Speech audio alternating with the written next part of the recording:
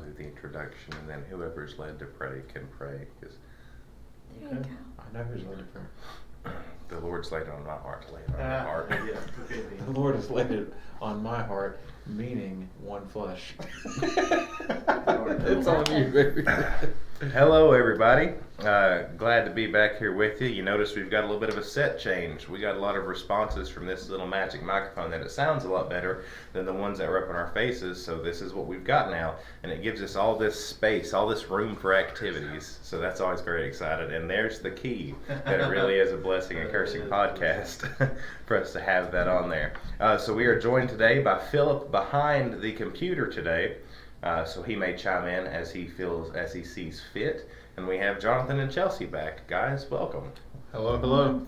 It's good to see you. Yeah. It's good to be here. Yeah, I'm excited. I love having you guys here. Just that you always have so much to talk about, and you've got a good opposing dynamic that works really well together.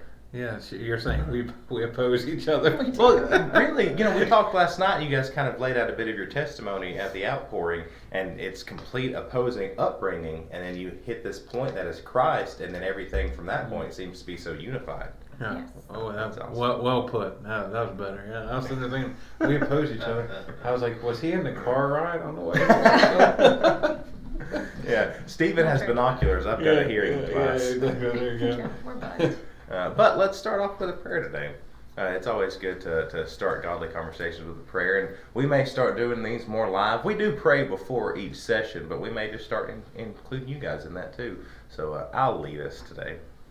Lord, we're grateful for the opportunity that you've given us, for the people that can hear your gospel message. We pray that that's the only thing that we present is your truth, your love, and your light.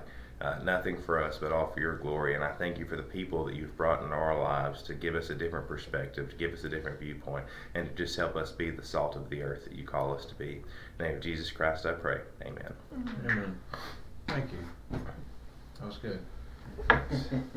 Well, how was service for you this morning? It was good.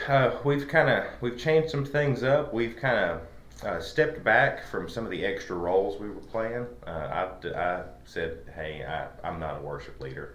I said, as much as I would love to, when I am at the forefront, I'm very focused on me and not God. So I asked, and Brother Timmy stood up, and I don't know if he knows it or not, but I'm going to ask if he'll just continue to play that role for us. And Awesome. that's pretty good. That's That's awesome. great. Yeah, absolutely. It's very comforting. And I know you probably have the same.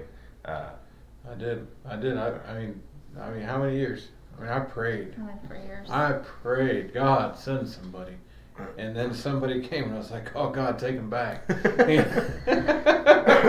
We've had quite a few people come and just the Yeah, turnover rate. I'm not talking about the current. I'm talking about the previous. Yeah. Yeah, we had a person come, and the guy's a good guy. I love him and stuff. He was just, we were talking about more buttoned up than and he was far beyond buttoned up than I'd ever been in my life. He was a three-piece suit to your Yes. suit and tie. He was a three-piece, three-button suit. Like the three buttons buttoned up suit kind of guy, That's not proper suit etiquette. Yeah, it doesn't matter. It doesn't matter. He was Hey, that guy. Didn't you talk about just not judging people? I'm not judging him. I'm just saying that's the way it was. But he was just above me, as far as that mindset. And so I was like, oh man, You need something that fits your church. Yeah, Sure. I believe so. Yeah. Your church kind of has a standard based on where you're at in the area. And just like if you were to go to another country, they don't wear three-piece suits in Cuba. Right. I mean, you would go and you'd wear what they would wear. And Yeah. I think that's that way it's- the one benefit to having a different church, so to speak, is because some people, like classic hymnals, some people are more contemporary. Some people can have a little bit of both.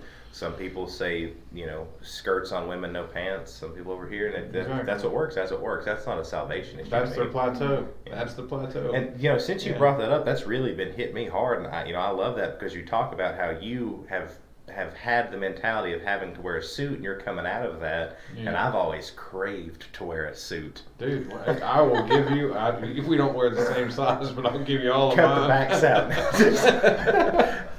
So, And yeah. I'm the opposite because I was raised where I never wore a dress or a skirt, but now I do. Yeah. Maybe that's it. See, and so whenever we It talk wasn't about our forced on me. testimonies, I see a lot of our upbringing being similar in that we didn't necessarily grow up in a church house. I tell people, I went maybe once or twice a year, if that, and wasn't even on Christmas and Easter. It was just like, oh, here's a random day in August, let's hop in there. And I'd always see all these old men in suits, and I was like, man, they look cool. Look snazzy. Yeah. I mean, Look you nice. do feel good but if you're gonna wear a suit, it has to fit you.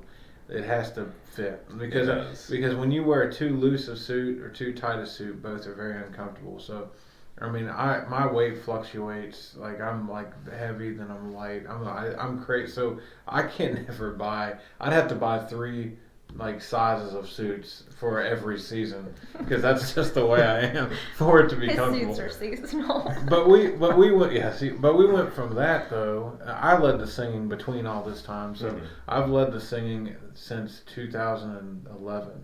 That I've led the singing, just shaking my hand and singing with people. Sometimes a cappella, sometimes with piano. But it went from that to kind of the polar opposite of that, to where, hey, let's paint the church black and and paint our faces white, kind of. Not really, but that's kind of the mentality. That's not really happened, but I mean, it went from ultra conservative to ultra not, and I don't think either one of them are necessarily wrong, but they're wrong for me, and so I was in the middle, and I think where we're at now is in the middle.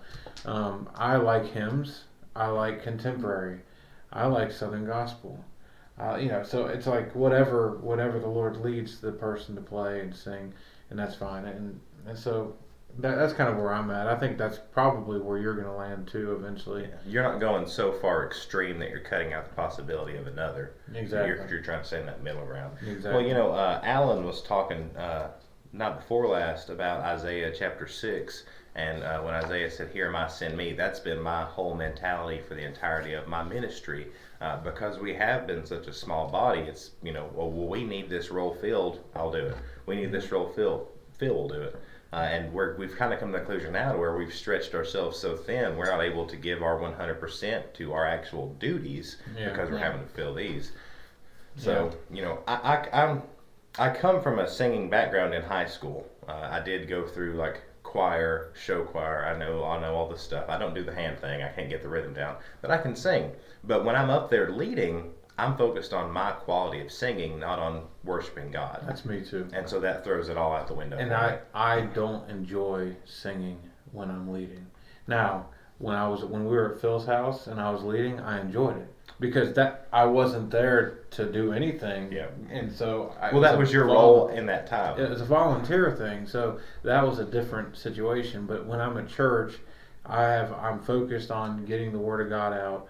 And I know that worship has a lot to do with it, but man, I don't have it in me to do both at the same time. I just don't. And so, like, I would literally rush to the psalm service just to get to the sermon. Well, where I didn't grow up, I don't know, but maybe 6 songs, if that. Philip can tell you, there's a list this big of songs. So it'd be like, oh, do we want to sing these 3 or these 3 this Sunday? Yeah. There you go. And we're going to skip the last 2 verses of this one just because I'm ready to go. And to me, that's not bringing the heart. That's not really...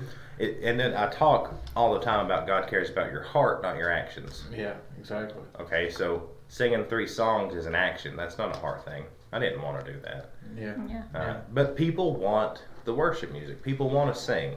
So I don't want to take that away. So that was always the conflict that I had. I always wonder, people say, I want to sing, then sing. There's that too. It's just like, then sing. Let's do it then. I never know what to sing. Here's what I'm going to do from now on. I'm going to sit down, and whoever decides to sing is singing. But come 15 minutes and no one sings, I'm going to preach. So let's make this awkward. I did that, and they stood up and they sang. That was really good. Yeah, and so that's what I'm saying. People that would complain, it's like, well, you're not singing. Then that's obviously on their heart. Why aren't they doing it? Or people that go to churches and say, I'm looking for a good youth ministry, or I'm looking for a good children's ministry. Be the children's ministry. Be the youth ministry. then you'll be the best. Yeah. At least in your eyes, that's the idea. I was about to say, isn't that the church cliche is if you see a need and you bring that to the pastor, then the pastor's going to say, well, the need just got filled. Yeah, exactly. Exactly. Well, yeah, that's what it ended up happening. I used to get caught doing things all the time. People would be like, I want to do this ministry. Oh, man, that's great. Let's do it. And I'd get going. I would start the ministry, and that person would show up the first time and gone, ghosted forever. And so I got to the point where I said, when people said, I want to start a ministry, I'm like, that's great. I will support you. Let me know when you're going to start it. And, we'll support it any way we can. Mm-hmm. And I noticed that not a lot of ministries started at that point. Oh, yeah. And so that's just that's just the thing. I don't know. I think that comes as a duty for the church elders, too, is we need to, the church body doesn't need to think as of the elders, the teachers, the preachers as the have to do it guys.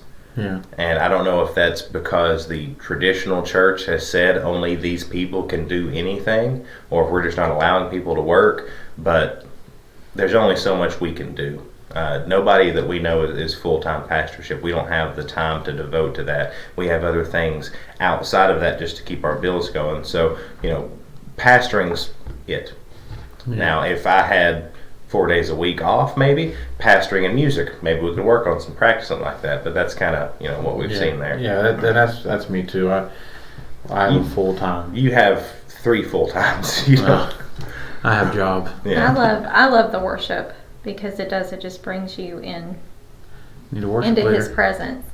And but like Friday night when I was talking about how I just was angry and in my flesh, and I had my to-do list I needed to do at home, and I was not feeling it. And I don't ever want to be like said, you're going to sing today if I'm in that attitude, because what am I doing? Right. I guess everybody worships different. Yes, I've come to learn that very clearly here the past couple weeks. I like worship that is soft and tender, and I'm not a big bounce around like shake and all. I like worship that makes me think about the words, not that's drowned out by beat. Sure. For the words. And so there's nothing wrong with beat. I do enjoy listening to songs that have beat, but I'm starting to realize that I am a wordster, not a songster. I love the words. I think that's a difference in praise and worship. To me, a worship song's not going to be bombastic and loud and this crazy thing, because worshiping God is a humble thing. Yes. I about said humiliating. It's a humility thing. But praising God, that's whenever the trumpets come out. That's whenever it gets, Yeah. I guess leading up into your preaching, sometimes the softer music to soften the hearts of the people is good. And then the praise music as you're going out the door, like, let's go do something. Let's go. Yeah. It depends on the message, too. There's some messages that I've been start to finish, this is going to be a solemn occasion. And then there's some where I talk so fast that the microphones don't pick up very well, and people say, "Hey, he needs to slow down, or we need to get something figured out." Yeah, I don't know what the happy medium is, but I'm not into like these fast paced songs, and playing soundtrack songs aren't bad. I use soundtracks too at times, but for the worship it's hard, because how do you re-sing a verse? It's like, we're going to sing that verse again because God's really moving in this verse. There's nothing wrong with it. I'm just saying these are things that come to my mind. I've tried that and stuff. I've just realized that I'm not anybody else, and if that makes sense. Yeah. I'm just not. But the people God is bringing to our church are people that I believe are more like me than like otherwise it'd be another church. You know what I'm saying? And so I don't know. I do it the way Stephen and Josie are doing a great job. They are. Great team, and so is Anessa. Anessa does a great job too. All of them are still insecure in what they're doing, but they don't have to be. They don't have to be, because they're all very talented. Are you secure in what you're doing? No. I was gonna say, I think the beauty of their insecurity shows that even though I'm scared and timid, I'm willing to serve God anyway. Yeah. And that's bravery. And that, yeah. Yeah, that's courage, going to the fight anyway. Yeah. Not being not scared. So, yeah, I guess yeah, I do. I like that attribute about them. I guess the only thing I want is for them to belt out a little more, you know. Sure, yeah. So, a little more confidence behind that. Yeah, it's not confidence in yourself; it's confidence in what you're saying. Well, I mean that in like the musical sense. You got to have a confident voice while you're going out there. And so, but yeah, but I'm very thankful for them. You know, God sent them; they were a gift to me and Chelsea. You know, because I prayed for I don't know since 2011 for Stephen. Didn't even know who he was. You know. And so that's the way I look at it, because I think he's there for this for this time, for this purpose, and God has more for him than just that. You know, it's not like all that he's going to do, but this is the role he's filling currently. Yep. And so it's not going to change in a few years, a few months, what have you. Yeah. Well, the way it is, here's the way I look at ministry. If God is going to take somebody and make them into something greater, they have to grow where they're planted. And too many times people will go to a large flower field, a church, where there's so many people there that randomly someone will get plucked out and picked out or whatever, but the chances are very odd. But the people that start in the small pots, whenever they outgrow the pot, God moves into a greater pot. Sure. You know what I'm saying? It's kind of that mentality. And I think it's beautiful to watch people start in the small areas and God transplant them into a larger pot, because it's like, you've handled the small thing, I'm going to give you a greater thing because I know I can trust you with it. Yeah. And that's biblical, the talents, I gave you one talent, I gave you 10 talents. The guy with one talent blew it, Well, I mean, even if you look at you, God's not going to put you out there with 5,000 people if you can't handle 5. Because you've got to grow that skill set as you go. Because talking to people, instructing people, working with people, it is a skill set, and God can give it to you. Absolutely, He can give it to you. But He also can give it to you and teach you how to use that, work, and grow with that. Exactly. And I went to Bible college, and so you go to Bible college. I knew a guy that practiced his signature to sign Bibles. That sounds like a joke, but I knew a guy that you go to his room and he had a piece of paper where he practiced writing his signature like 100 times over again, over and over and over again, different pieces of paper. And at that time it was smirkable, but now it's laughable. Then I was just like, what are you doing? But so that's the mentality of when you go to these Bible colleges, everybody's going to be like a Clarence Sexton, or everybody's going to be like a Paul Chappell, or everyone's going to be like a Billy Graham or whatever. We're all going to have these millions of people that we're touching.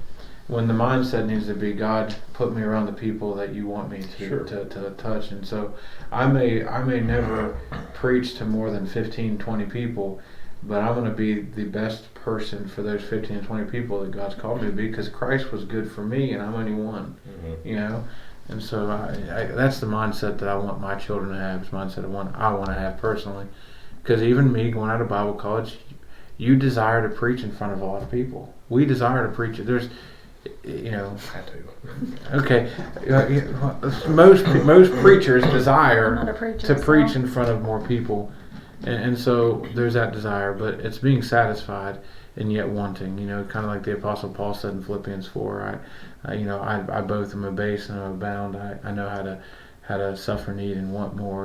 So that's having that mindset, not being dissatisfied with Him, but being dissatisfied with you. But God, use me more. I want to be used more. Well, I think it's always, if it's with the right heart, the right motivation behind it, it's not a desire to get in front of more people for your sake. Exactly. It's because God has made you for this purpose, and you want to do that purpose to the absolute best that you can. Exactly. Race cars don't want to go 25 mile an hour in a neighborhood. Race cars want to go fast. We don't want to just preach to 10 people. We want to preach to as many people as we can get in front of for the sake of preaching. Exactly. Yeah. And it's not for finance. It's not for grandeur. As the Apostle Paul said, not because I desire a gift, but I desire fruit that may abound to your account. He was talking to the church of Philippi when he said that, and that's kind of how I try to live my life. God, I don't want you to do this for me because I desire a gift. I desire fruit to your account. I want to build or I want you to build your kingdom through my life, through my body. And so that's. But I love watching people, and I could transplant to your church because my church, I see people doing this, and it's not just those three, there are more. But transplant to your church, Joe. Joe has a desire. He has a desire to serve, and he's willing to get in the ditches. It's not he's not like, I'm looking for a platform. He's like, look, do you need me to clean out your septic? He'd probably do it. He'd do it in a heartbeat because he has a heart for that. And God uses people who are willing to do those things in greater areas. Yeah. It's just the way it is. I think that is one thing we're very fortunate with is, we may not have what the church itself sees as these full-bodied congregations, but the members that we do have are full-hearted in what they do. And we just talked about it before we started recording about how we've been kind of diminished because we've been sick. We've not seen the Deebles in over a month because they've been down and out. But Joe would give you his house if you needed a house. Yeah. That's the kind of people that I want around me. Absolutely. They're not toxic. Right. Yeah, they're not churchy. Right. We need that support. Yeah, and that's the thing. The thing, I guess, if I had anything, I don't know if I don't want to say criticism, or if I had anything that I'd like to implant into our churches together, is that service with your body is fantastic, and I'm thankful. But service on the spiritual side is more important.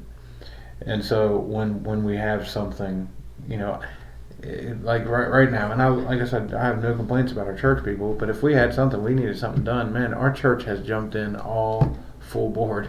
But then when it comes to other things, it's like, that's not my thing, and I get what they're saying, because it's like, of course it's not my thing. It wasn't my thing to go to the hospital yesterday, but I've said this many times.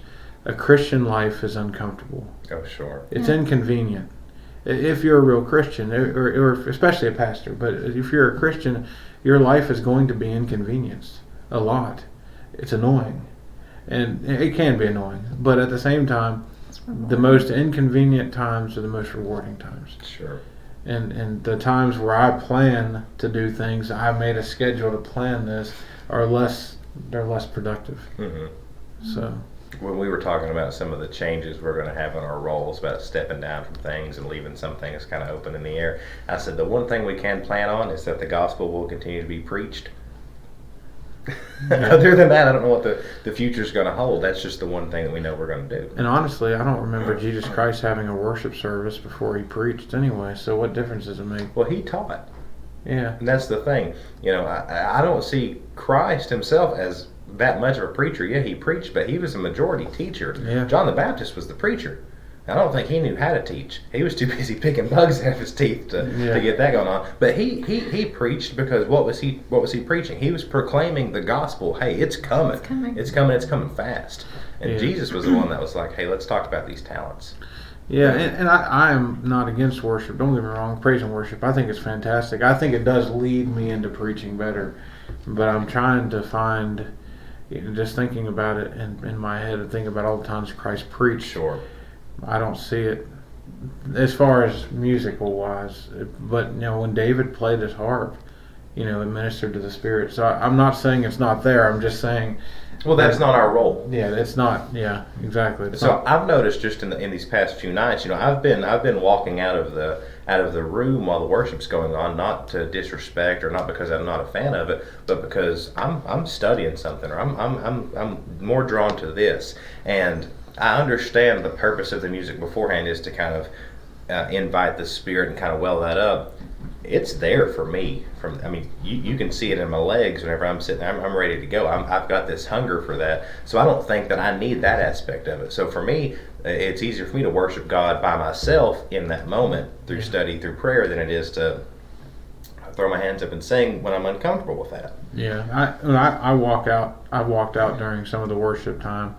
I've even walked out during the second preacher. I'm listening, but there's something about being by myself, receiving it, and then being by Chelsi and 4 kids. No, I took Jonathan out last night, but I enjoy hearing the Word of God because I'm able to process it better. Honestly, when no one else is around, I can take it in. Now when Jonathan's around, it's a little harder, But I don't know. I'm just enjoying something happening outside of the church building. But I think there are people that are missing it that should be getting it. They should be coming and getting it because it would help them. And I'm praying, and I know Facebook Live is on here or whatever, but I'm praying that God would bring lost people tonight and they would hear the gospel and be saved. I'm praying for a different result. It's been very cookie cutter so far. You know as well as I do, and you can hear it in my preaching that it's frustrating me a little bit.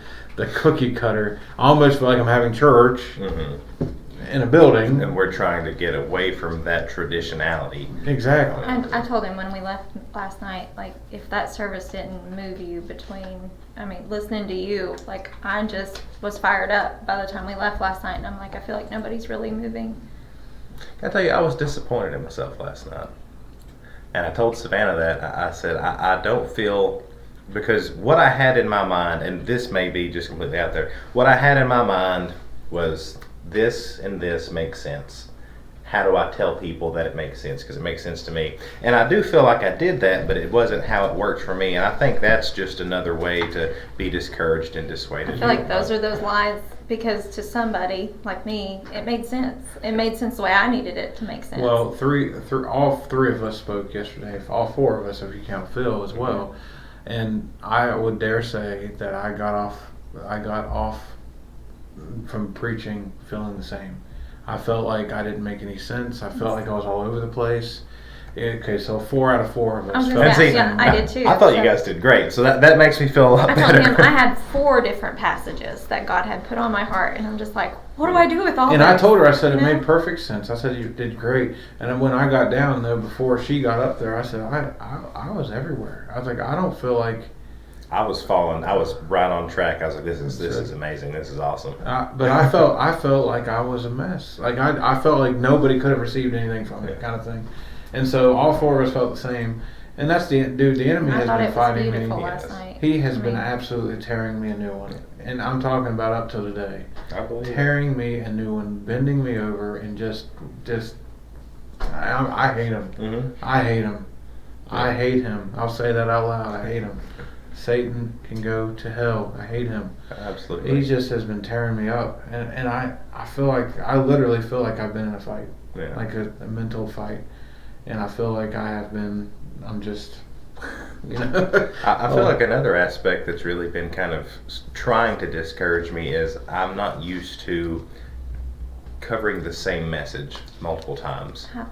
And so, you've been doing the gospel for months now. It's hard. And so I'm getting different verses, but they're all going on that same theme of spirit-filled movement, work, what you do after your salvation, how we actually become productive. And I'm like, man, I bet these people get tired of hearing this, because I know I am. But it's something new each time, and I know it's beneficial, and I guess that's the evangelist. We need to talk to Pat about that. Pat, how do you give the same message over and over again? Yeah, a lot of coffee. Josie said last night was powerful. I wished I could have been there in person. Excited for this evening. I'm excited for this evening too. I have a good feeling about tonight. Oh, man. Satan's been throwing haymakers at me, and I'm about ready to knock him out. I'm excited about it. And I don't even know what I'm preaching. I know I'm preaching the gospel, but I don't know where it's coming from. Yeah. I don't have notes again, so that's the best way to live. Live your life fast and loose. Sticky notes everywhere, like. Yeah, it's fun. I'm excited about it. I know that Satan is on his last breath, and we just have to persevere. Oh yeah. And we have to trust God. The idea of the thing about salvation and the spirit-filled life is the same thing. Submission to God. Yep. It's not works before to get saved. It's not works after to be saved. It is submission to God. If we could just get that down, submit to God and you'll be saved. Place your faith in Christ. That's submission to what He said. And then after you get saved, submit to God and let Him live through you. We would be in so much better place. And yet we try so hard. and blow it, and then we're in, spiritual. I said that the other day. I turmoil. said, if I would just wake up and submit to Him first thing, but instead I'm like, I got a to-do list, then I'll submit to you. Yeah. And I am miserable and a mess, and I've probably lost my temper, and then I come to Him defeated, like messed up again. I told John, I said, I'm so tired of being the bad kid that has to come up and confess. Like, well, I messed up again, Yeah. But I do. It's the truth. I just mess up a lot. Well, I mean, it's. We talked about that this morning. I used Emmy as the example. I said she's gotten the habit now to where she'll eat food and she'll spit it out, and she'll drink some drink, and she'll drink half the bottle, and then she'll spit the rest of it on the floor or on the bed. And every single day we tell her to stop, and every day she still does it. Doesn't mean she's less my daughter. Doesn't mean that I love her any less. Doesn't mean that tomorrow she's not going to do the exact same thing, and the forgiveness is still going to be there. And I have to imagine that God looks at us in the exact same way. Yeah, exactly. Like, I sure would rather you not, but I still love you. Let's just try better tomorrow. And so I've been frustrated with our kids lately too. So as I look at how He handles different people in the Bible, because I always identify with the characters, and I watch how He handles them, what He does, what's the truth He presents to them to pull them out of whatever they're in. And that's how He deals with me. Mm-hmm. And I think I'm failing as a parent too, because I want to be quick to jump on him when he's just so patient. How loving and patient He must be. The things that He's snapping at are the life-threatening, dangerous things. Yes. Same thing with us. Should be. Should be. Yeah, exactly. Well, should be. Go ahead. Stephen said, speaking on worship, because I've been asking questions for people to chime in. Speaking on worship, during worship, I aim toward the lyrics. If the lyrics won't touch my heart, I won't play it. And that's good. And right there, you just said exactly what I look for anyway, without even asking me. So, and that's what I'm trying to say. God puts people in place. For sure. And so these spiritual battles that we're in, I'm trying to think. I had something really, really good that I was thinking, and I lost it because I was thinking about other things. We talked to when I listened to you guys. I don't know. The spiritual things have been really, really.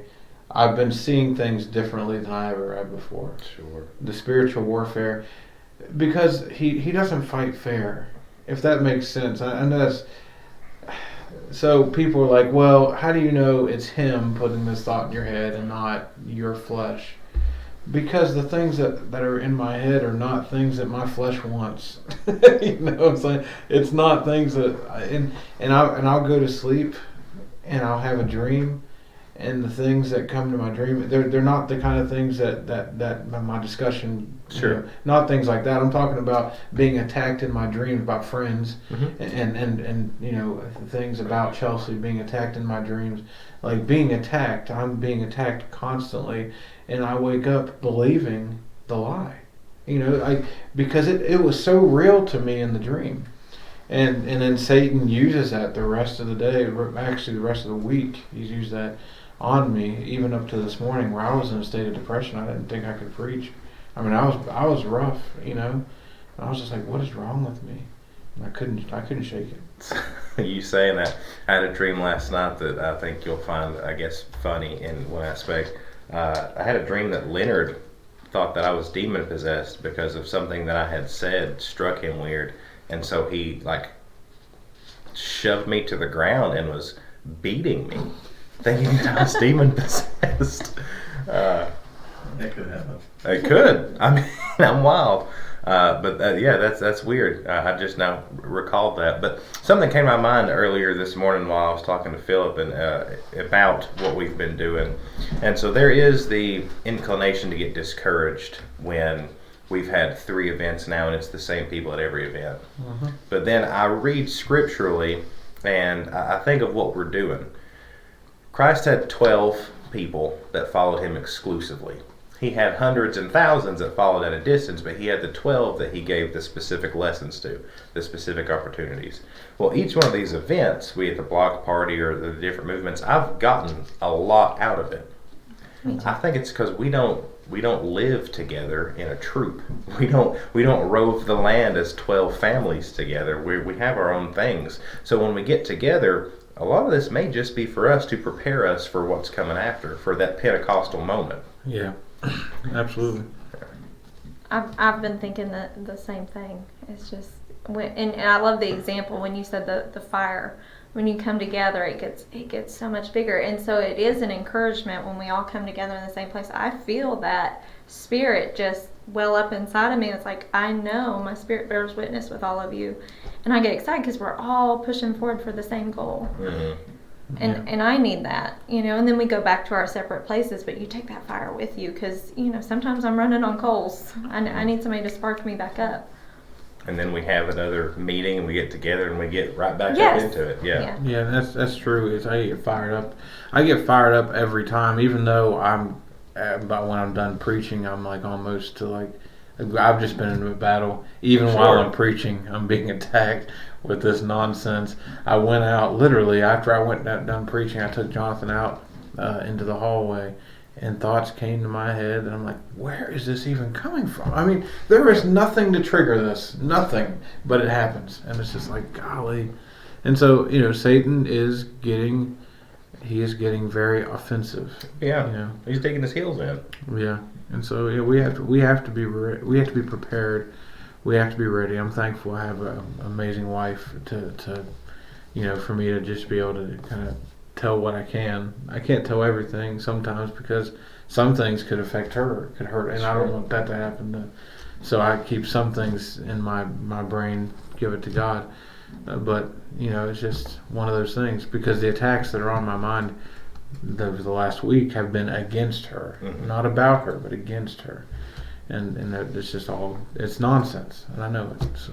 Well, I mean, anytime that a wedge can be driven between your body, your flesh, you are one flesh, and he's going to do that to make you ineffective on both ends. Yeah, that seems to be where he hits us every time he tries to divide us, whether it be just me having issues with him or he's having issues with me. This time it was both of us, and he was working really hard, and it's like, if he can defeat us both, like he's my partner in crime, I need him. Yeah, and well, what it comes down to is this, and I think this is where a lot of divorces happen. I'm going to say this publicly, I guess. I didn't plan on it, but here we go again. But I was getting so mad at her for nothing, to the point where my mind was saying, you just need to tell her you want a divorce and leave. I'm talking about within the last month. Sure. I mean, for no reason. She didn't cheat on me. She wasn't going. It was literally. It's absolutely clueless. It was literally. I was like, I'm laying in bed, and I'm just angry. And I can't sleep. I can't. I have not been able to sleep, and I couldn't even really sleep in a long time. I couldn't sleep, and I was angry. And the thoughts come to my mind, this is Chelsi's fault. You need to divorce her. She is just, and I'm telling you, these voices were very convincing. I was convinced. I mean, there was a couple of times it almost came out of my mouth. I mean, they were convincing that this was the right way to go, and this is the only way I was going to have peace. This is the only way that I was going to, it was terrifying, really. Looking back on it was terrifying. It was so oppressed. I was so oppressed, demonically oppressed, and I couldn't. It's like I couldn't even tell anybody. It's like I could tell people, but it's like we send texts out to text groups, and you say, "Hey, pray for me today." But it's like nobody wants to hear, "Hey, pray for me today." A demon's telling me to divorce my wife. I just need to get through this. It's just one of those things. Like, how do you put that in a text message? Just like that. That wouldn't surprise our text group. I'd be like, okay. Well, yeah. Well, now that I said it out loud, it wouldn't. That's what I told him earlier today. I said, if you just stop keeping it inside and you say it out loud, every time I say it out loud, I'm just like, what is the big deal? Mm-hmm. Like, I realized just throwing it out in the light, I realized how small of a matter I have blown it up in my mind to be. Well, and I pulled her in the closet, and I said, listen, I got to talk to you. Yeah. Yes, I pulled you in the closet. And I said, we got to talk. And I just sat there and just told her. I said, I don't know why this is happening. I love you. I'm in love with you. I don't want to leave you. But I've been told that I had to divorce you 100 times over again. And I've almost convinced myself of it. But when I said it out loud, that thought went away. Like, that was over. And so that's kind of one of those things that transparency is so important, you know, and how many times have I said that out loud? Transparency is so important, and yet we can still escape into our little caves. Well, that's the idea behind James chapter 5. I think for 13 through 16, I read this morning also. I think it applies here. Is any among you afflicted? Let him pray. Is any merry? Let him sing psalms. Is any sick among you? Let him call the elders of the church and let them pray over him, anointing him with oil in the name of the Lord. And the prayer of the faith shall save the sick, and the Lord shall raise him up. And if he have committed sins, they shall be forgiven him. Confess your faults one to another, and pray one for another, that you may be healed. It doesn't just mean, you know, I've got a cold, let's pray about this. It's, hey, I'm being harassed by a demon, or hey, I'm having these weird thoughts, or, you know, I'm not feeling right, something's up, let's pray about this. If we don't know, we can't pray specific for that. Yeah, and I'm ashamed because I'm an advocate of doing that. You know what I'm saying? Like, and I've never really aggressive advocate of it. Yeah, and I've never really had an issue with it. But this is unfamiliar territory for me, I guess. I've never... You're being attacked differently than normal. Yeah. So, because the old tactics don't work anymore. Exactly. Yeah, and so because of that, and I told that to say to somebody, they were saying, what's going on? I just kind of told them, I said, I just have these things. And I said, sin is not hard, because I get that. You know, I want to do this is wrong, I should say no, I should submit to God. Mm-hmm. It's like, I understand that side of it. This isn't sin. This is fiery darts of the wicked, mm-hmm. you know, and so, and I think about how do I get away from that? Well, you know, back in the day, they'd take ropes and they'd put them on their shield and they would drench them with water. Mm-hmm. So when the darts hit, the fire would be extinguished. You know, I need to figure out how to get a wet shield, you know. And so washing of the water by the word of God, or, you know. So from what I see of what's been happening with you, because, you know, we've been observing in the group and we've seen these things, and, you know, we feel some of the same attacks. When we first met, and we had, you know, I think it might have been Chelsea's first episode on here, we had kind of talked about depression, some mental struggles, and you didn't really have a good idea of what that was. And I consider you very blessed and fortunate for that. And I think that now you're starting to kind of get a taste of some of those struggles, and it's completely new for you. Mm-hmm. And so you don't know how to react to that. And, you know, where we may have experienced that a time or two, it doesn't make it easier, but at least we kind of know what's happening now. And I refer to the whole genre of the mental struggle as the void, because it's not always suicide, it's not always depression, but it's always a blackness that is trying to get you into that blackness. Yeah. And, you know, that sounds like that's all this is. It's not just depression or anxiety, but it's something that is not in you, but it's trying to make you think that it's in you. Yeah. That says, leave your wife. Yeah, well, it's demonic. I have no issue with thinking that, and I think a lot of depression has to do with demonism, personally. And so where you guys were more, I guess she was more sensitive to that. I didn't have to be depressed or demonic darts thrown at me because I was in the closet watching pornography. So I mean, Satan had me. He didn't have to throw something different at me, is what I'm trying to say. The fiery darts weren't, you know, the fiery darts to me were the wrong thing came across my phone screen. That was my fiery dart back then.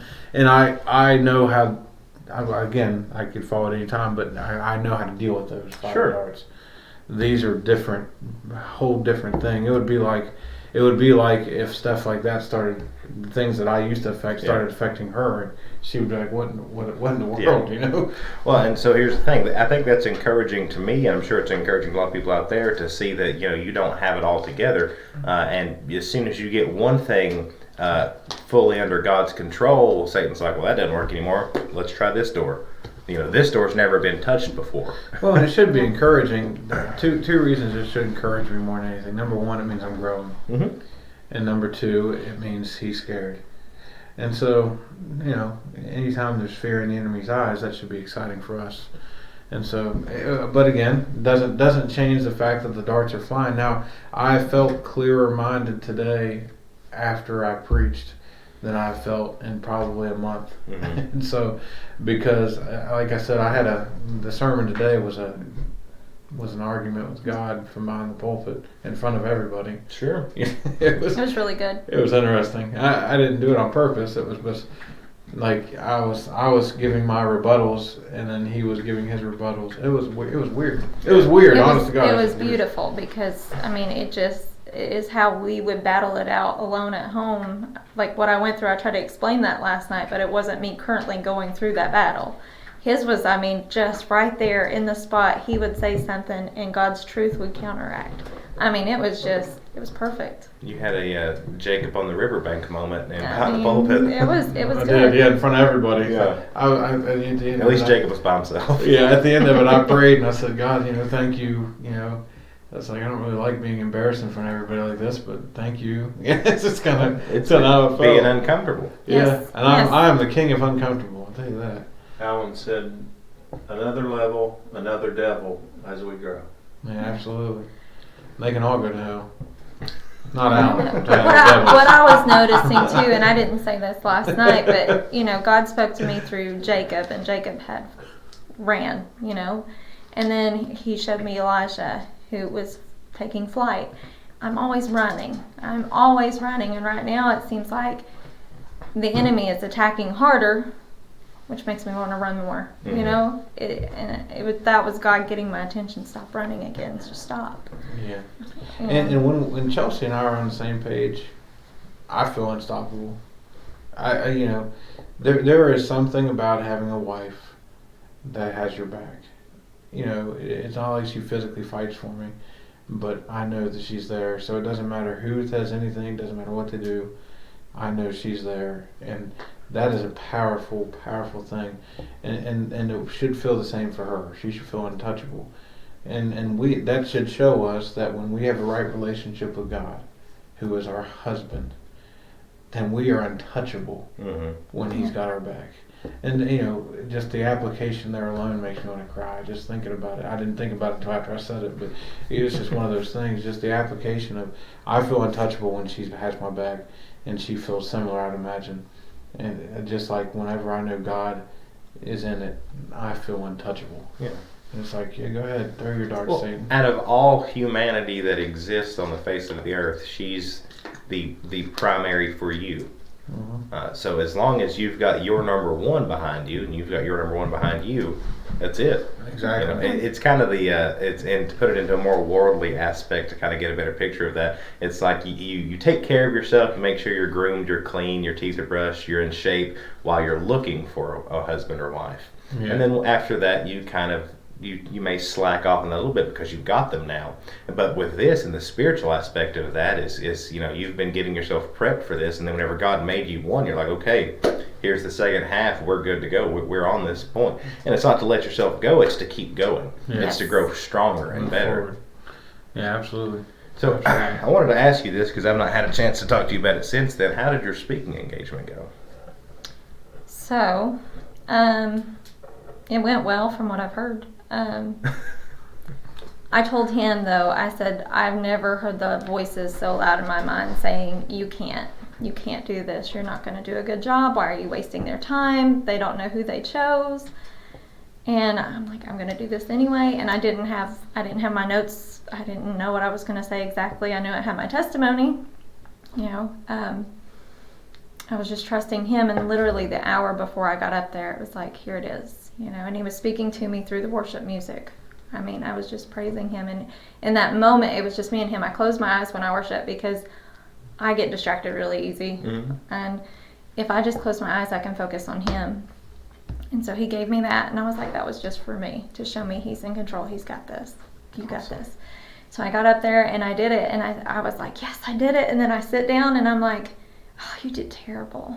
Oh, that was horrible.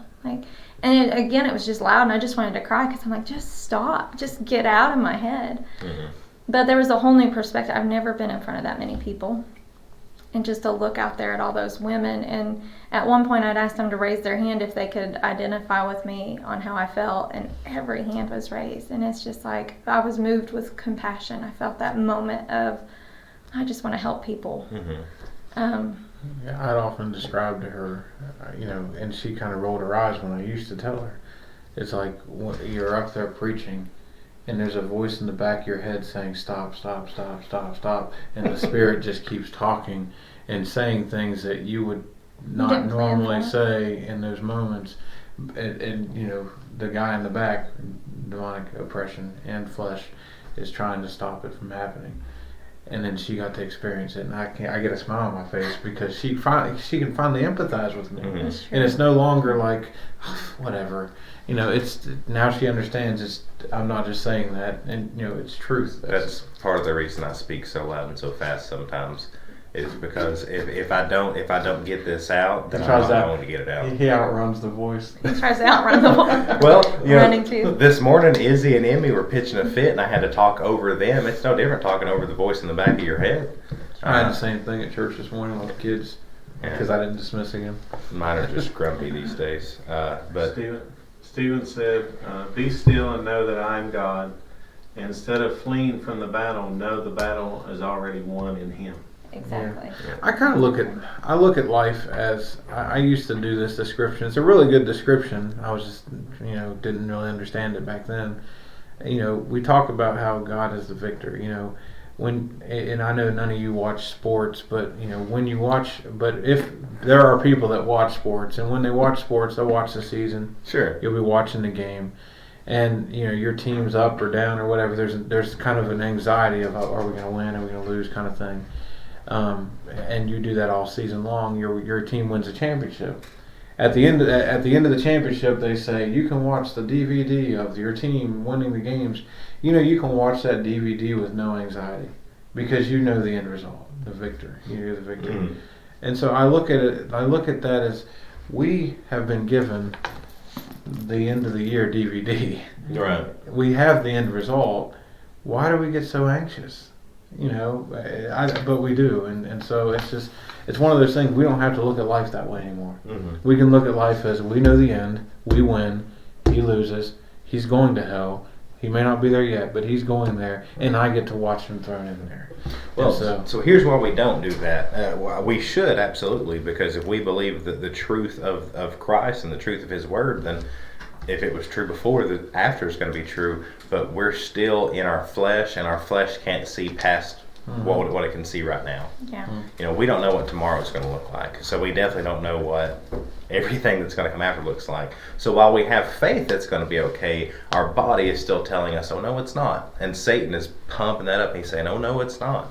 Yeah, well, Satan uses our minds against us. He does. And the Bible says, "Let this mind be in you, which is also in Christ Jesus," not your mind, because your mind is deluded. Not mine is too. I mean, our minds are deluded. Well, and sometimes I feel, for me personally, I do read my Bible and I study, but I feel like I have so much to learn, and so he can easily twist the truth on me, and I fall for it. I was thinking of your testimony last night as the woman that was leading worship. She kept saying, "You know this song, sing it with me." I thought of whenever you were talking about whenever you first met Jonathan, he was saying, "Oh, you know the story of so-and-so," and you're like, "I don't." Some of those songs I didn't know. I didn't know those songs. I didn't know some of them either. I was sitting there thinking, you know, and I know a lot of songs. Beautiful songs, they but were. I didn't know. And so I'm standing there, you know, second row back, and I'm like, no, you weren't. You had your eyes closed the whole time. You're just like, I'm just going to act like I'm worshiping. Well, that's what I'm saying. I didn't want to be a hindrance to her because I didn't want her to think that I was in defiance. I simply know not. Yes. Yeah. Yes. Well, when you walked out, Stephen walked out. I, honest to God, I felt like I needed to walk out sooner, but I didn't. I don't know why. I just didn't. But whenever you walked out, I saw Stephen walk out. I was like, I'm gonna walk out now. You know, and I got to come out and talk to you guys. And I enjoyed that. That's what we needed. I needed away. I needed away from the noise. I'm not saying the music was bad noise. I'm just saying it wasn't noise for me at the time. I needed away from it. We had a different place to be at that time. We didn't need to be there. And that happens. And there was a woman that walked out halfway through my sermon yesterday. Man, that distracted me. She walked back in because I was saying some pretty real things that could be taken really harshly. But I wasn't trying to be harsh. I was just trying to be honest. And when she walked out, I was like, oh man, you know, that's devastating to me. But then she walked back in with the water with a smile on her face. I was like, well. But Satan attacked me immediately. He attacked immediately. She walked out because of you. You said too much. You're mean. You're hateful. Nobody likes you. I mean, I'm talking like this is happening while I'm still talking. He has my mind now. This is happening while I'm still talking. Yeah. Like I'm in the middle, and it's almost like how I don't Is this know. new for you? No, well, Yes. no, Yeah. it's not necessarily new. To this level, it sounds like To it's this new. level, it's new. Yeah, Oh wow. I've had people say that person doesn't like me from behind the pulpit, things like that. But that's been fleshly in my past.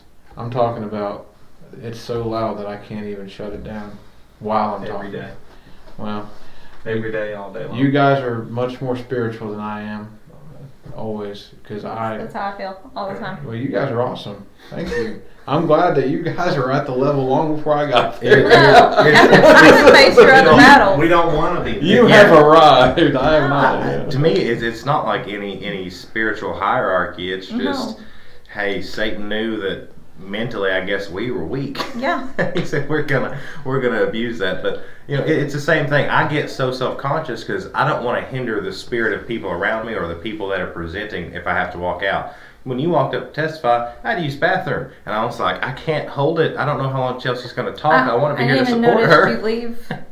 I was quick. Yeah, and Josie said it right. She said the Spirit is teaching you all how to empathize with each other. I agree with that wholeheartedly.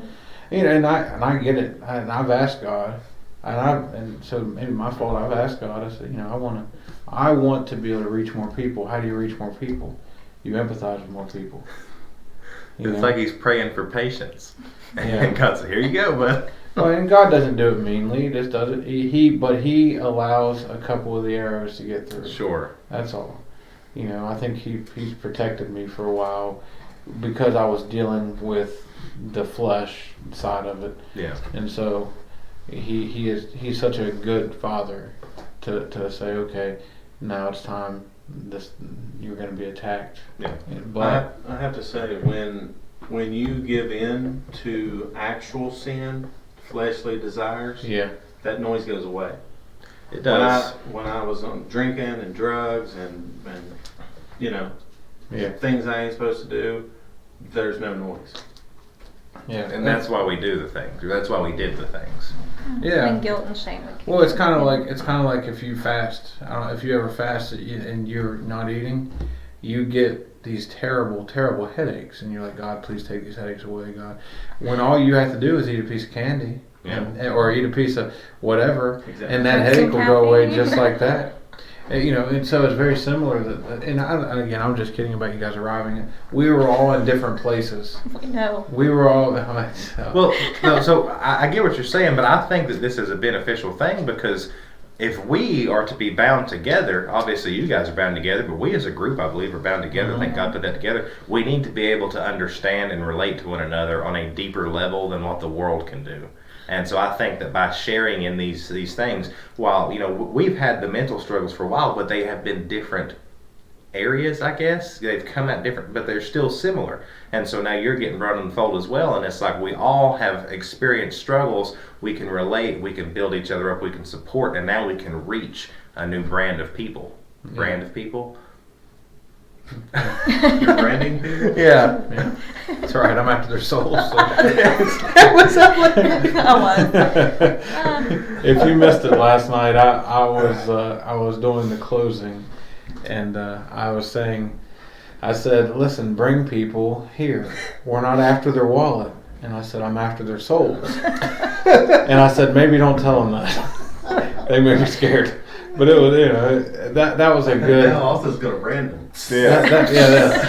That was a good ice cracking moment. Yeah. Because things were so serious, and then it kind of Something I said, I got up there and spoke last night just about the battle, just similar to what he's going through, talking about that battle. And then when I come down, I'm like, I hope I glorify God when I get up there. I hope that they see the victory that there is, and that I don't waste all my time talking about the battle and how it's terrible and the woe is me. I hope they see that he's the only person. If it was not for him, I would not come out of that pit. Yeah. Yeah. Well, there's different types of testimony. There's different parts you put in there, part out. But the one important thing is that you glorify God above the sin. And so it's important in different scenarios to mention the sin, to mention the struggle, to mention the forces, to mention whatever the hang up is, but to talk about God and how he pulled you through that and what he's done with that. instead of being, like you said last night, here's 55 minutes of my past, here's 5 minutes of God, see you later. Yeah, well, and then what's sad about that is you've heard testimonies like that.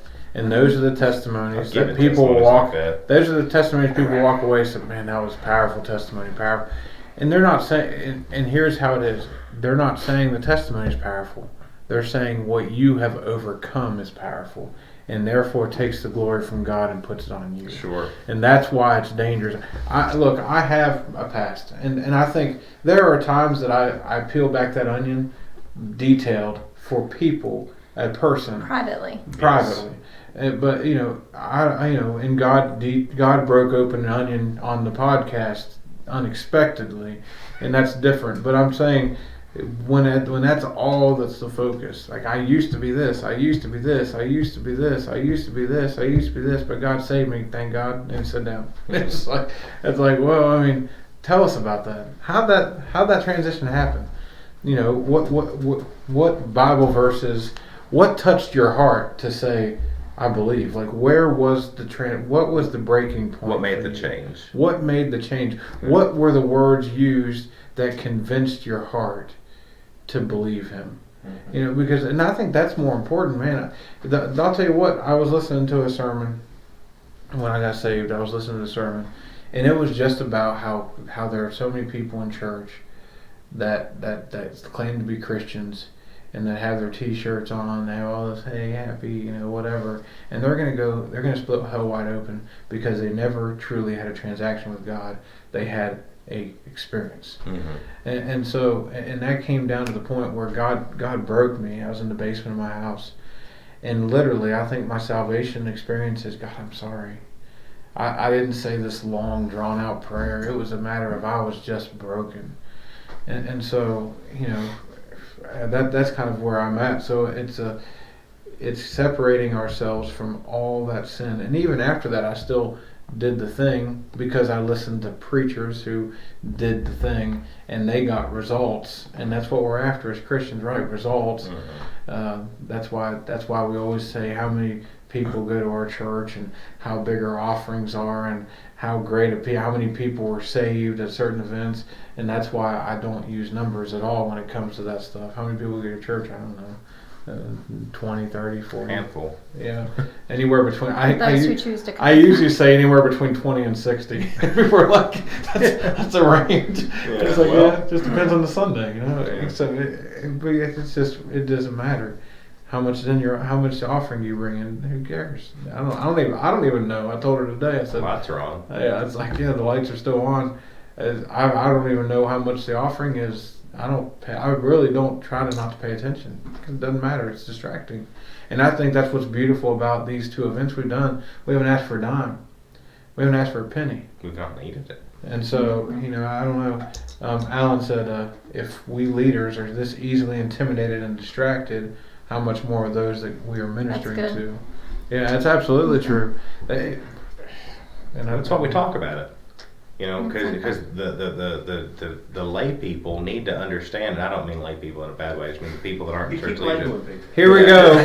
Hey, that's okay. They're better than I am too. I'm just Stop with the labels. General church members need to understand that, these attacks that they're going through, everyone goes through. We're not getting singled out because we're special, neither are they. It's because we're following Christ that we're getting hit. And if we can get it, they can get it. And if you're not going through anything and everything's going well, you need to assess yourself. Number one, are you saved? Number two, if you are saved, where are you doing something worth persecution? Yeah, exactly. I told there's a speaker in West Virginia coming soon, and I really would like to go listen to her because I heard her the first time years ago, and I remember sitting there listening to her. She was so real, so effective, and I was like, that was the first time I felt the desire of, I'd like to be up there someday. Like, I would like to have some sort of effect on people. And then immediately that voice was, you'll never do that. You'll never be able to do that. And my thought process now is, what is stopping everybody else from jumping in and doing something? Because I can do that. I can do all things through Christ. Whatever he wants me to do, I can do. He equips me to do it. And I want to share that that same thing with other people, that I had that desire, but I shut it out quickly. I believed the lies, and I didn't pursue it even. Here am I, send me. Yeah. That's it. That's the whole thing. And so not everybody is meant to be in front of people, but certainly if God wants you to be, then you can be. And it's just, it honestly is the faith that you have. Yeah. Do you have faith He can really give you the ability to go up there and speak? Yeah. If so, then act on that. I'll tell you, last night was the first time I've got nervous in a long time. I told you, man. That was weird. I don't know what it is about this event that I'm so daggum nervous over. I was more nervous last night than I was in front of all those women in West Virginia. And I don't get it. This isn't even a new group of people. No. I know. Yeah, it's like these people have heard the gospel. Maybe. Were you nervous last night? Phil's Phil's nervous. Phil's a rock. Remember, Yeah. he's done it. He asked us. He's like, "Welcome to the club, guys." You know, whenever we were going through all these things together. Yeah. No, but I've got nervous out of my mind. I mean, I was both nervous nights. until I started talking, I guess. Yeah. Well, yeah, up to the point. Even when I was talking during an attack, when you're being attacked at the same time you're talking, you're hoping that the words that are being attacked with are not coming out of your mouth. Yes. There's always that worry, too. Yeah. So. Yeah. I told John last night too, I said, I'm so envious of you guys because you get up there and you speak and I can't tell that you're struggling at all. I get up there and I'm like, got Tourette's and everything else and Parkinson's and I'm about to drop the microphone, you know, like. Well, I revealed to you the secret. The louder and the faster I talk, the more the attack's coming. So there's my tell. There it is. Yeah, I don't know what mine is. I just You look. Huh? You were focused on something in the background and you would have your head this way and your eyes would be on that thing. Felt like he was looking at me. I felt stabbed the whole time. Could have been it. And he could have been looking at you for comfort, you know. I don't know. I look at Robert for comfort. Robert's he's like a daddy to me. He reminds me of my dad, honestly. He looks a lot like my dad.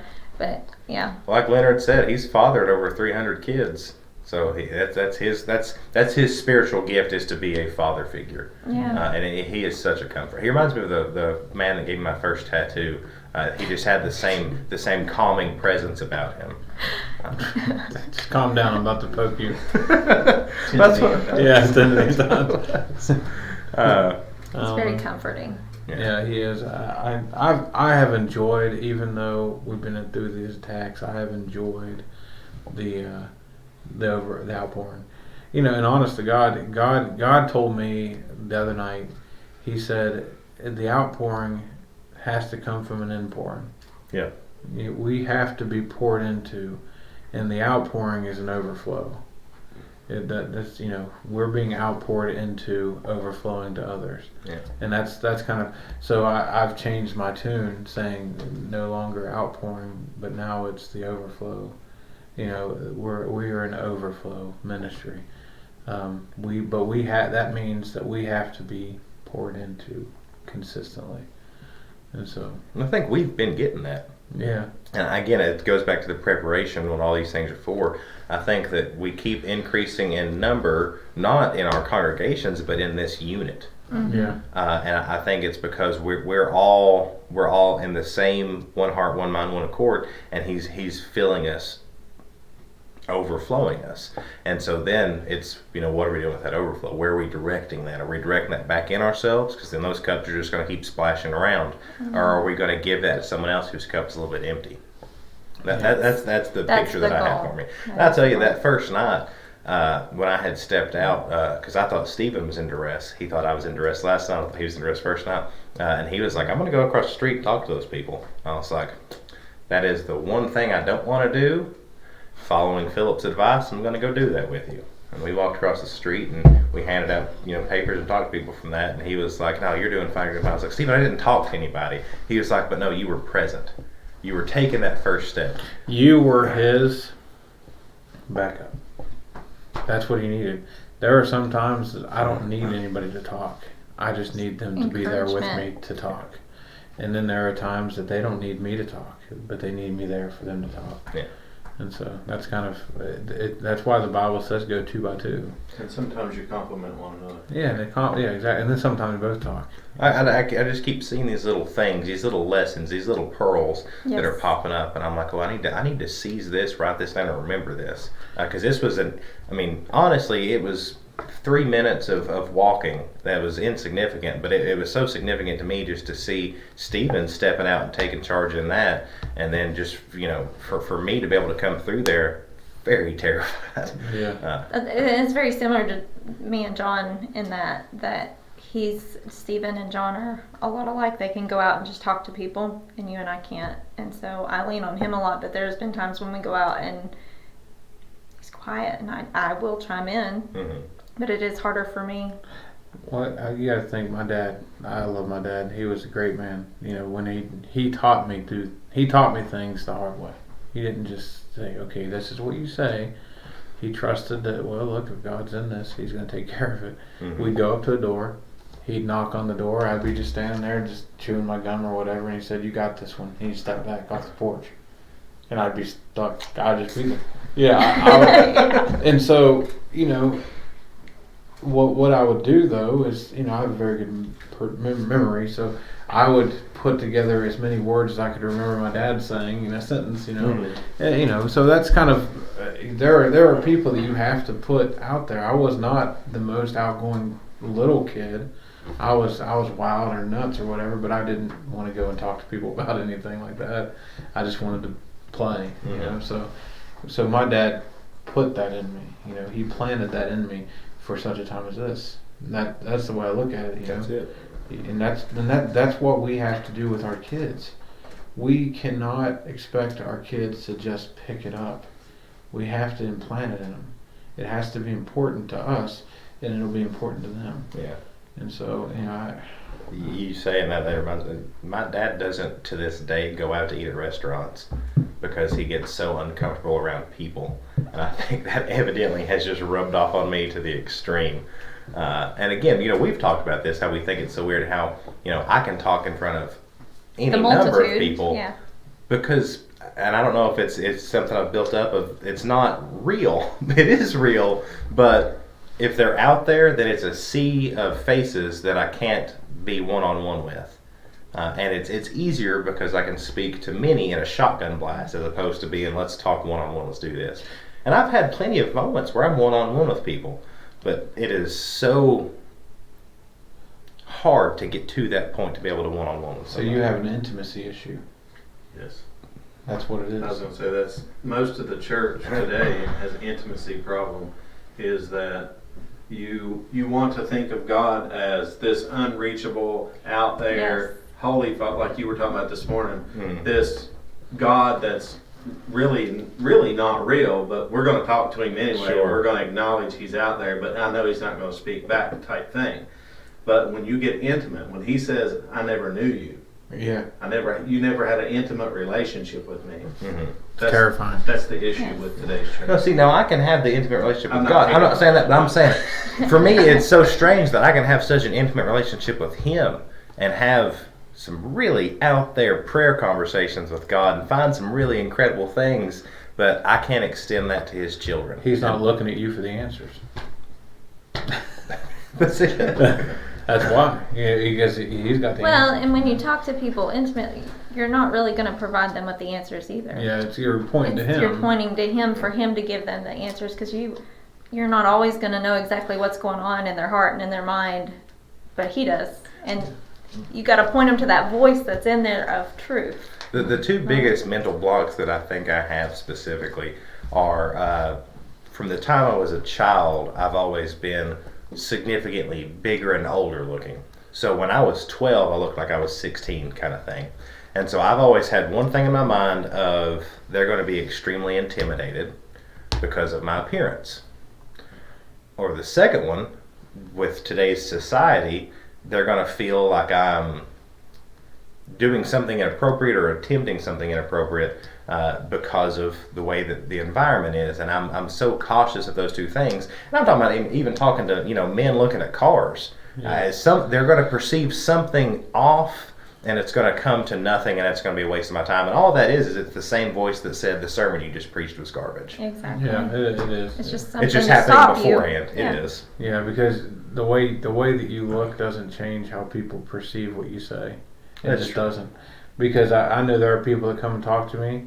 and I can. There are people I can read like a book. Like they come and talk to me. It's like I know what they want. It's there.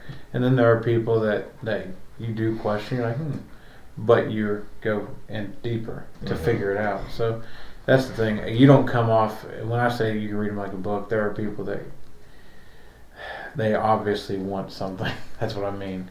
Because they come up to you and say something random, and then it always comes back around to where, oh, hey, I can't, can I have, but God puts, I look at it this way, if God says, hey, go talk to that person, it's not me. I don't want to be the awkward guy. Believe it or not, I don't want to be that guy.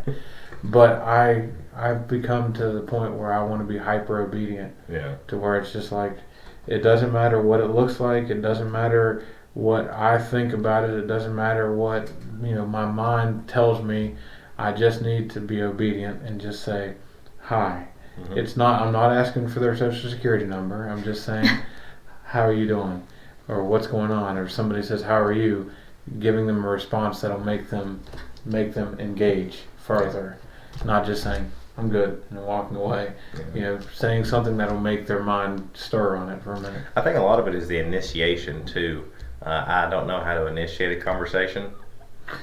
I think your personality, to me, the fact that you ask questions make people think. It makes them engage. Everybody's opinionated.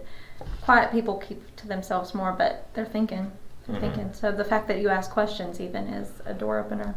Yeah. You have the gift of gab. You just don't know it yet. I just got to find a direction for it. Well, you just have to use it. Yeah. You don't have to find a direction. You just have to use it. Just talk to people. When I'm at the coffee shop, there are days I don't want to talk to people, and people want to talk to me, and that happens. That does happen. I do get in these slumps where it's like I just want to be alone right now, and we all get those. We all need to be alone sometimes. But you have to engage in people, and I've watched Phil engages with people that come into the coffee shop. He sees I'm off, he'll jump in. He knows when I don't want to talk to somebody. He'll jump in for me, and other people have kind of caught on too. But you have to engage. But the people that have come to this conference from that are not like just people that have been there, have been from the coffee shop.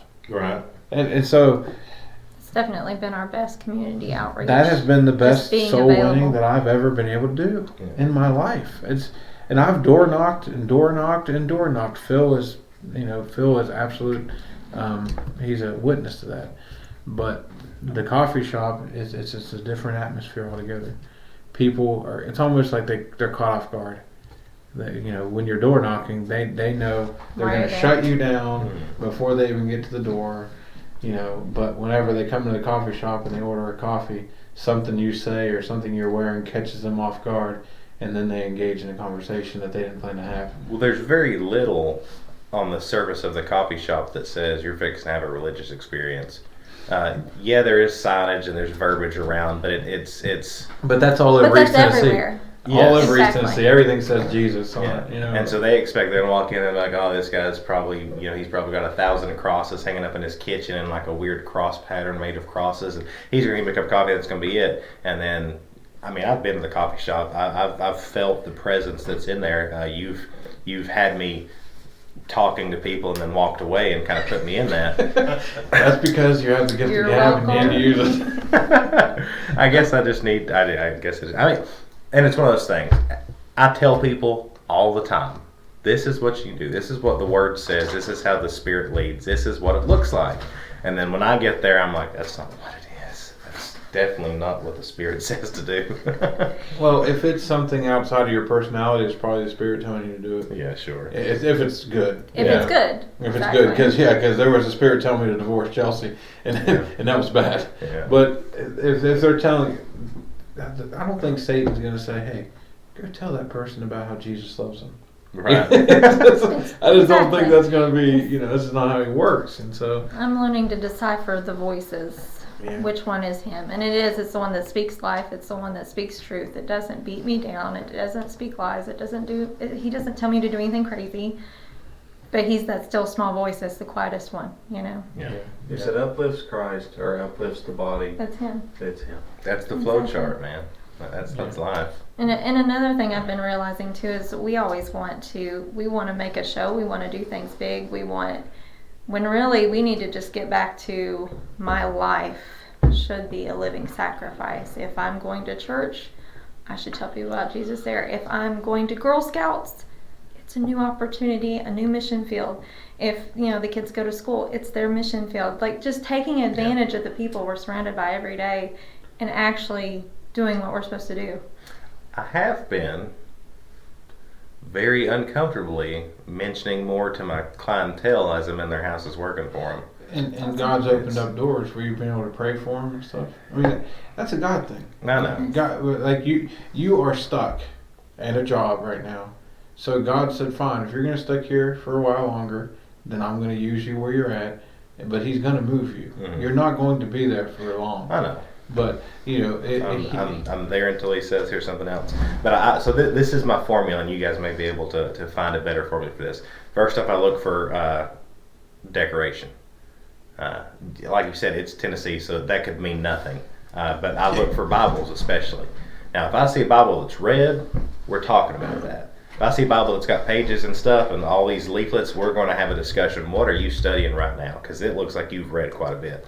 At the very least, it's, have a blessed day. Appreciate you having me in your house. Yeah. Or I'll say something about, it's Wednesday church night. I need to get blah, blah, blah. Because I always say, you work so hard. And then we have that conversation. There have been 2 instances where it has been little old ladies. And they have been like, I heard you talk about this, or, you said about this, what church you go to, when we have that conversation. And in these 2 different instances, these women, like just in the middle of me talking about our ministry and kind of what we even do together, have broken down and spilled their guts. And so that's like, boom, let's pray about this. Let's have this moment right here, right now. Mm-hmm. I want to be able to do that everywhere, not just in these specific instances. Well, and Chelsi and I, it's funny you mentioned this. We had a conversation last night about this. Someone texted us and said, hey, is everything okay? We watched your service and we know that you guys have been broken down and stuff. Is there anything you want to talk about? Because, we're here for you if you want to talk.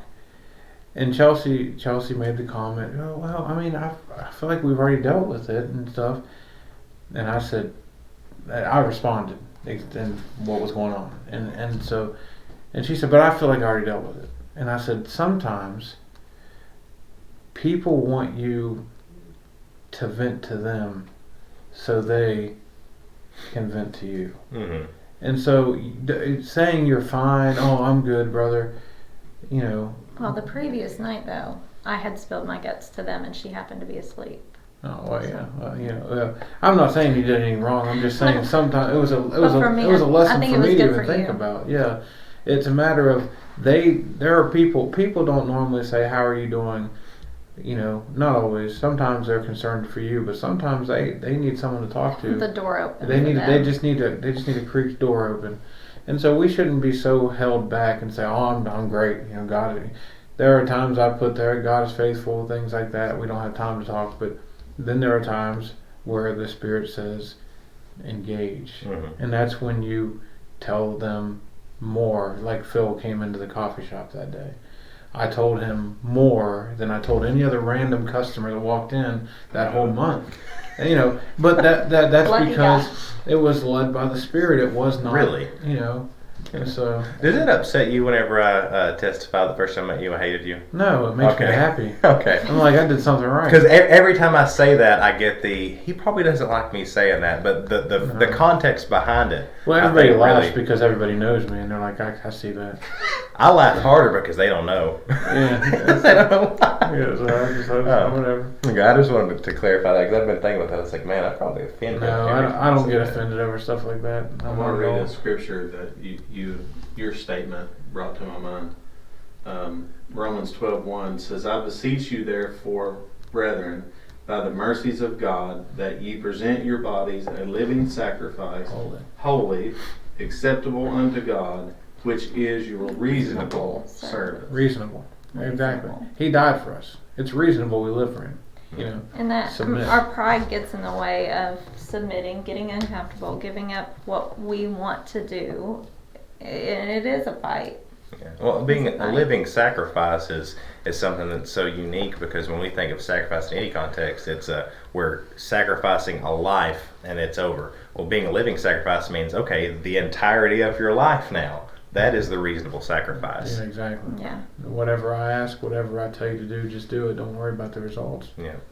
You know, so that's where we need to be. I think that's where we are. I think that we're being attacked. Like I said, I feel better now than I have in a week or in a half, just because I have her. Like, honestly, you know, I was able to. She comforts me, and she just does, and she doesn't even know she's doing it. She just does. Well, you know, I was looking at it like this whenever you were talking. The people that Christ healed, you know, they suffered for so long until that moment of healing. So Christ has let you suffer for these past few weeks, you know, struggling with this, and now He's saying, okay, for the finality, for the pinnacle of what this is, yeah, take up your bed and walk. See, hear, yeah. Be free from this, be made whole. I love how it's like immediate too. It's not you dwell on it a little bit longer. When He takes care of it, it's gone, it's done, it's dealt with. Yeah, It's true. I mean, it happened behind the pulpit today. It was just. His whole countenance changed. I mean, in front of everybody, it's just. I mean, I just started smiling because I'm like, oh, praise the Lord, Yeah. you know. And I think people sitting in the pews need to see how quickly God works in something, because accountants Just immediately, over and over. Yeah, immediately. It's not a matter that we have to. All right, I have this issue. I'm going to work on it, and I'm going to get better and better and better. And you know, then at that point, then I know that I'm back in God's grace. No, you're back in God's grace just like that. And that's the problem. I'm gonna work on it. If I want to work on it, I'll keep working on it and working on it until I finally. I was saying the other day, I'm at my wit's end, and that should have been the key right there. Give it to Him. And I was just like, oh my goodness. I was meaning to talk to you about that. I know, but no, we were both in a bad place same time. But it's almost like it was weird. It was almost like an arms race. Like I was almost out of my bad place, and she was pulling down, and then she was almost out of her bad place. I was pulling. So we were saying, all right. So we were bad for each other at the time. But it turns out that we're not bad for each other. We're good for each other because God works in His timing, in His way. Absolutely. I'm glad you concluded to that. Huh? We're good, honey. We're good for each other. Good. Glad. You complete me. We've been married almost 13 years. So I hope 13 years this month. That's true. Wow. Yes. Congratulations. Oh, thank you.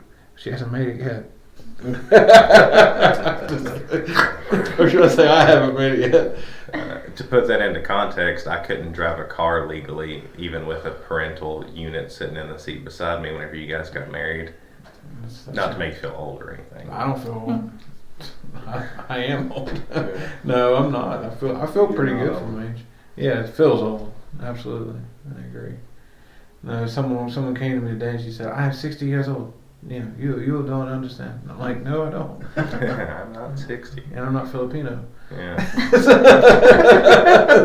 there's more than one like shift where they were having here in the cultural divide. And I'm not a woman. Like a Filipino woman who's 60 told me this stuff, and I just laughed. I was like, I don't understand anything you're saying right now.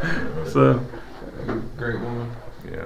But I'm excited. So give us a rundown real quick and kind of tell everybody that's listening about tonight and what to expect, where it's at, and how to get there. Oh, tonight is the outpouring. It's the last night. And if you've missed it so far, you've missed it. And you've missed it. And but you don't have to miss tonight. You can come tonight, 6 p.m. If you know somebody that doesn't know the truth of the gospel, this is the perfect opportunity to get them there, to hear the gospel. And if you know somebody who's saved but has been backslidden, has been walking away from the church, this is the night to get them there. Mm-hmm. It's a matter of getting people either saved or where they need to be in the faith or using the faith properly. where they need to be, and that's tonight. It's at the Kingston Community Center, just right there. It's where the Kingston Pool is, right across from the marina. So Kingston Community Center, 6 p.m. tonight. We're going to start right at 6 p.m. It ends at 9 p.m. We're going to have a time of worship and then a couple sermons, some testimony time. We probably be on Facebook Live, but it's not very easy to hear on Facebook Live. So if you want to actually experience it, you need to come 6 p.m. tonight at the Kingston Community Center in Kingston, Tennessee. We'd love to have you there. Absolutely. And just because you haven't made it doesn't mean you're not going to get something out of it if you haven't made the other 2 nights, because yes, they do build off one another, but they all contain the same gospel message. Yeah. And there'll be some awesome testimonies. I know the 2 people that are testifying personally tonight, so it'll be very exciting. I will be giving the introductions. Yeah. So that'll be fun. Love that. And then Leonard's going to be providing us with the message there, that as well. But we'd love to have you, as many people as we can. Like he said, we are going to be broadcasting it, but we can attest that yesterday, the few people said that it was kind of hard to hear some people. Yeah. Don't use broadcasting as an excuse to not go to church. Correct. Because even if you could hear fine, the same spirit does not come over Facebook Live. Exactly what I was saying. I've watched some things online, and you cannot feel his presence like you do if you go. It's very difficult for me to, like, whenever you tell me about messages and stuff I need to listen to, like, I do, and I'm like, I like this, but I sure wish I had been there to feel that. Yes. I agree. If that makes sense. Yes. There are some messages that touch me when I'm watching them online, but it doesn't touch me like that way. It's usually just a knowledgeable spiritual That's knowledge. what it is, yeah. And I think that's why God says, forsake not our assembling of ourselves together, because at the beginning when we talked about that fire, you're missing out on that fire kindling. Yeah. And really the women and men alike need to be there. Bring your teenager that's going to hell because you didn't train him right. You didn't teach him the truth, and whatever. Just bring that person that everybody in here and everyone listening has somebody they're thinking of when it comes to who do you know that's not saved or doesn't know the Lord. You know who I'm talking about. I don't know. And I've already invited people myself. Sure. And some people turn you down. Some people may show up. I don't know. It's not up to you. The results are never up to us. Obedience is. Mm-hmm. So if you're obedient, leave God with the results. Well, they're not going to come anyway. You will never know because you never ask. And you're always going to blame that on them. But when they're standing at the great white throne of judgment, being cast in the lake of fire, the words that would come out of their mouth is, "Why didn't you tell me?" And you won't have an answer, but you will have blood on your hands.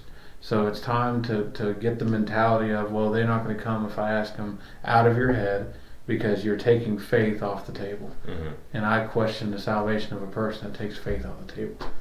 So I think we do get caught up, and I'm glad you mentioned that in, well, I don't need to invite this person because they're not going to come. God didn't tell you to force them. He said to invite them. Give them an opportunity. Yeah. And how many times have we sacrificed for someone to come? Sure. Taking them to eat, or whatever. Just going out of your way to pick them up, to get them there, knowing you have to take them back. It is inconvenient. Yeah. But again, I would rather go and get somebody and know that they're at least going to be there than to hear the, sure, I'll make it, and then not hear from them for another month. Exactly. Yeah. And that's something that we all need to get better at, rather than giving them an opportunity to say, yeah, I'll try to be there, saying, where do you live? I'll pick you up. We all need to get better at that, because once we start doing that, that's when things start getting real, because they know 5:30 you'll be pulling into their driveway, honking a horn, waiting, expecting them to come. And so, yeah, I don't know. Anyway, that's all I have. John Van Gelderen said something when he was here to me that just continually plays over. We have so many excuses all the time of why we can't do things. We have this, we have that. And then he said, we make time for what's important. Mm-hmm. Yeah.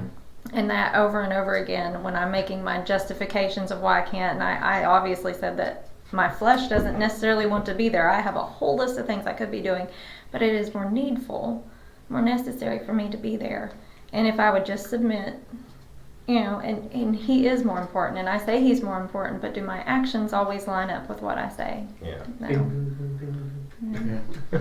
I would dare say that if we were going to name this podcast, it should be venting with friends or venting with family, because that's what we've done. I feel like that's what we did this whole time. Listen, if we had the time and availability, we would do like 4 episodes a week, and we would have different specificities for each one of them. Yeah. But I do like this. I do like having you guys back, Tyson, Steven, so we can have these conversations, because we're familiar with one another. There's nothing new personally necessarily needs to be brought out, but we can dive deeper into certain subjects, or we can kind of divulge over here, and we can kind of bring out these different things, because we do have different personalities, and we do see things from different perspective, and they're all godly perspectives. It's just, hey, let's look at this from here. And people out there are probably saying, oh, well, I relate to this better, or I like this better, but it's all good. I think I'm ready to give my testimony. So, not today, obviously. That's not a clock. That's a whiteboard. Just whenever. You guys know when you guys have a schedule. Whenever you have me back, I'll do it. Sure. We'd love to have that. Love to hear that. When you said something last night, it kind of hit me. And whenever I stood up to talk to the people, you people know me, some people don't. I like to give at least a little bit of credibility to what's going on there. So the only testimony that I could give last night was, hey, I have a flesh that desires to harm itself. Mm-hmm. And that covers the multitude of things. And when that came last night, I was like, okay, I guess that's the permanent one now, at least for a little while, because that's really all you need to know. The details don't matter. Just know that this is what my flesh desires, this is what God desires, and this is what's going to overpower. Details matter to those who empathize with you. Sure. Mm-hmm. I didn't see that in the crowd, so I was like, okay. That's the thing. Yeah, that's the way it comes out is this: whatever God brings out of your mouth, it doesn't matter what anybody else says. Whatever God brings out of your mouth is what needs to be said. Mm-hmm. So if He has you talk about your detailed sin, then talk about it. But He's not going to have you talk about it every time you open your mouth. Every place you go. Don't make that your song. Right. Make His word your song. And I think that's the beauty of you guys saying, like, you're preaching the same things.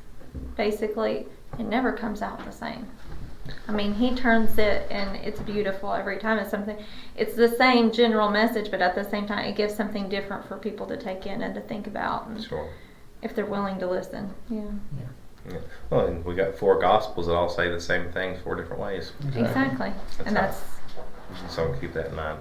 Philip, you got anything else? We got any more questions, comments to address before we head out?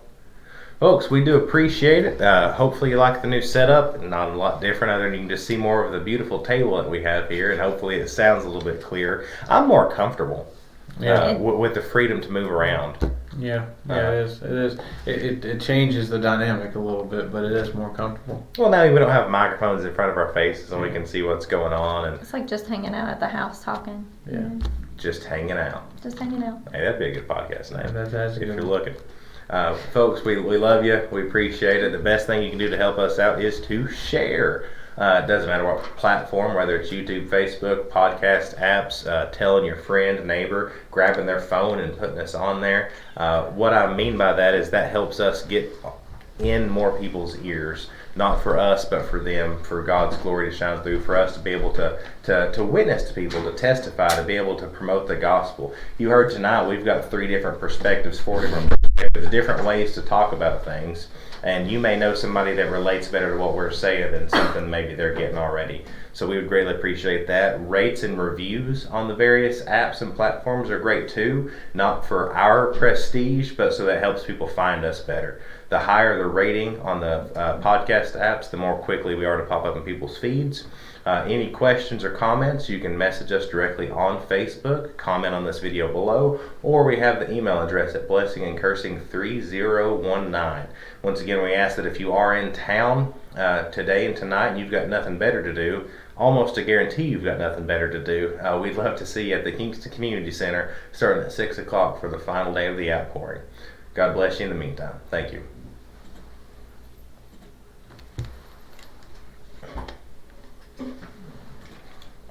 It's the only thing we have that's somewhat scripted, and I hate saying it because it sounds so